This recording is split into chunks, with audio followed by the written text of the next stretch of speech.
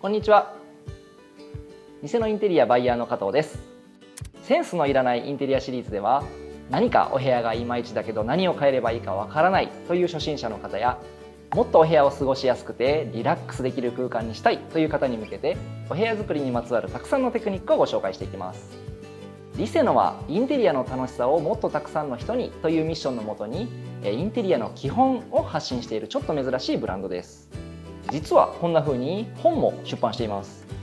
本当にありがたいことにたくさんの方に手に取っていただいて、今現在までに5回増刷していただいたり、韓国の出版社からお声掛けをいただいて海外版も制作されています。リセノには本当にインテリアが好きなスタッフたちが集まっていて、実際にスタッフが住んでいるお部屋からルームツアーだったり Vlog を発信していたり、仕事現場で毎日インテリアに触れながらいろんな議論をしています。実際の暮らしから生まれて、インテリアのプロたちが議論を重ねて整えたインテリアのテクニックや知識を僕たちはセオリーと呼んでいて、それをこんな風に本としてまとめたり、ウェブマガジンや動画で発信をしています。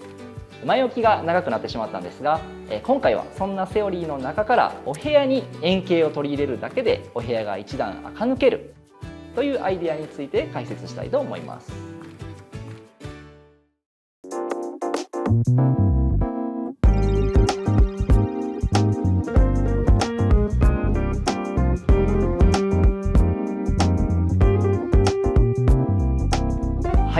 このセオリーについては、1、そもそもなぜ円形を取り入れるとお部屋が垢抜けるのか、2、どんなものを取り入れたらいいのか、3、お部屋が垢抜けるテクニック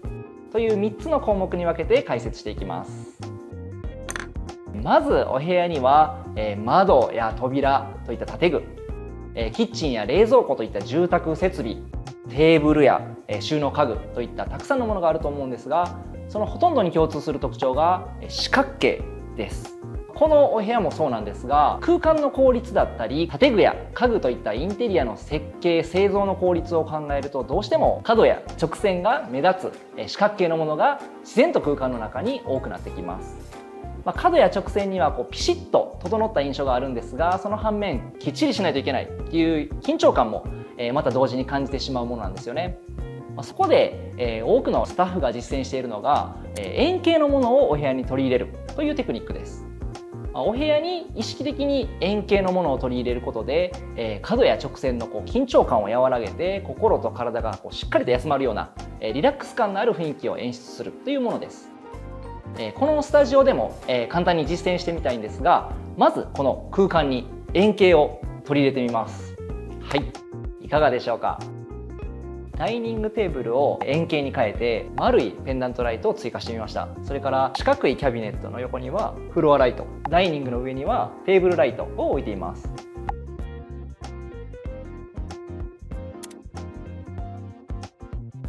いかがでしょうか。これだけで結構印象が変わったと思いませんか。円形を取り入れることの効果は見ていただけたと思うんですが、じゃあ実際に何を置いたらいいのという方も多いと思うので、リアルな実例を見ながらおすすめのアイテムについて解説していきます。まずおすすめなのが、ダイニングテーブルやチェアのようなお部屋の面積を大きく占めたり存在感のあるものっていうのを変えるのがおすすめです。こちらのスタッフ宅のダイニングにはキッチンや四角いキャビネットがあって、テーブルも四角いことでモダンで整然としているんですが、少しリラックス感に欠ける印象です。こんな感じで、空間の中心にあるダイニングテーブルを円形に変えることで空間が和らいでお部屋の印象が大きく変わりました。こちらのスタッフのお部屋でも円形のダイニングテーブルを取り入れています。そしてテーブルだけでなくチェアも曲線のものになっていたり、雑貨や照明にも丸いものが取り入れられていて、すごくリラックス感のある柔らかい雰囲気のお部屋になっているのが分かります。こんな感じで円形のダイニングを取り入れているスタッフが多いんですが、お部屋の中心にあってよく目にするものを円形に変えると、より効果的にお部屋をくつろぎ感のある空間に変えることができるんです。ちなみにテーブルが円形になると、カーブの部分にも座席が設けられるので、四角形よりも実は多い人数で座れて、実用的な部分でもメリットが大きいです。他にもおすすめのアイテムが照明です。先ほどこの空間に取り入れたのが実は照明で、天井から吊るすペンダントタイプのライトや、ソファーやキャビネットの横に置くフロアライト、それからテーブルやサイドボードの上に置くテーブルライトといった種類がありますが、照明は目線の高さに来るものが多いです。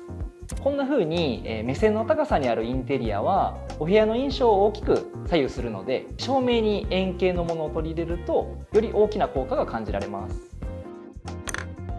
または家具を買い替えるのはちょっとハードルが高いなという方は、雑貨のような小さいものから始めてみてください。例えば壁掛けの時計やミラーですね。時計も目線の高さに来るものですし、丸いデザインのものが多いので、お部屋に柔らかい雰囲気をプラスするのにぴったりなアイテムです。他にもお部屋のちょっとした収納に使うボックスやカゴも円形を取り入れるのに使いやすいカテゴリーです。フラワーベースやオブジェなんかもお部屋のいろんな場所に取り入れやすいものなので、手軽に始められておすすめのアイテムたちです。では今紹介したようなアイテムを使った場合、このスタジオのシェルフの上がどう変わるのかを見てみたいと思います。今はオーディオだったりアートというような四角いものが目立っているんですが、はい、いかがでしょうか。アートを2つ飾っていたところを1つは円形のミラーに置き換えてみたり、テーブルライトを置いてみました。四角さの目立つ本は丸いボックスと組み合わせたり、あとは丸みの効いたフラワーベースを取り入れてみます。角の印象が和らいだだけじゃなくて、四角と丸が組み合わさることでディスプレイにリズムが生まれたのがお分かりいただけるかと思います。最後にスタッフ宅の共通点から見つけた王道といえるテクニックを2つご紹介したいと思います。まず1つ目は家具の横に円形を置くというテクニックです。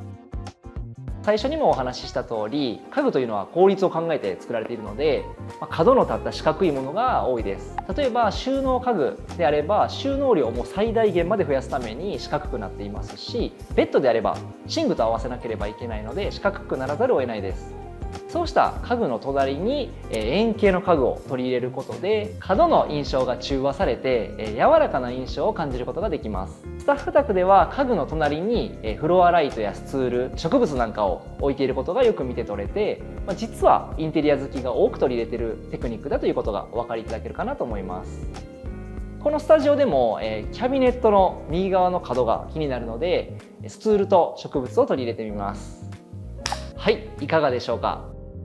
角の印象が和らいだだけではなくて高さのギャップも埋められたことでバランスが良くなりました。もう一つのテクニックはお部屋の角に円形を配置するというものです。お部屋の中で一番大きな四角形が何かを考えると、実はお部屋自体なんですね。そのお部屋の隅というのはこちらも効率を考えて当然大きな角になっているわけです。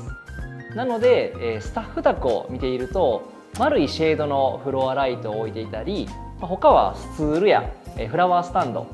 それからシェアを置いているお部屋も多く見られます。実はスタジオでは一番最初にこのテクニックを使っていて角にフロアライトを置いているんですが、画像を見ながら改めてある時とない時の違いを見てみたいと思います。こちらがビフォーで、こちらがアフターですね。いかがでしょうか。円形のものが入ったことで角の印象が薄れつつ目線の高さにあるものなので自然とそちらが目に入ってさらに角の緊張を和らげてくれています。はい、円形をお部屋に取り入れて空間の印象を和らげるというセオリーいかがだったでしょうか。最後にまとめますと、お部屋には角が立った四角が多く緊張を感じやすいという課題がありますが、家具や照明に円形を取り入れる、ディスプレイに円形の雑貨を取り入れる、お部屋の角や家具の隣に円形を配置するというセオリーを使うことでリラックス感のある垢抜けたお部屋を作ることができます。今後もこういったインテリアのセオリーをこれから配信していきますので、ぜひお楽しみにお待ちください。ありがとうございました。